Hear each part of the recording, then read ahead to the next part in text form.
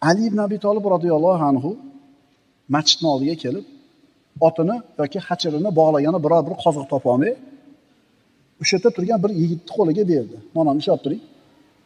Kirib ketdi masjidga. Bir muddat namozini o'qidimi, xullas zikrini qildimi, chiqdi.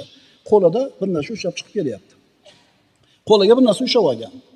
Shu odam ushlab turdi, shu turganiga bir xizmat haqi berib qo'ydi deb, qo'lida bir narsani ajratib chiqdi.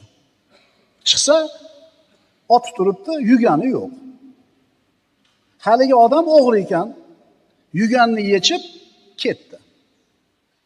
Ali ibn Abi Talib uyga borib turib, qo'lidagi 2 tangani 2 tanga edi. O'g'liga berib, bozordan yugan olib kel dedi. O'g'li bordi, xuddi shu o'g'ridan 2 tangaga yuganni qaytarib sotib oldi. Bilmaydi o'g'li. Ali ibn Abi Talibning o'g'li yuganni olib kelib otasiga bersa, qarasa o'zini yugani. Subhanalloh dedi. Kishi sabr qilmasligi bilan o'ziga kelayotgan halol rizqini harom qilib olar ekan dedi. Shu o'g'rini qo'liga bugun 2 tanga kelish kerak.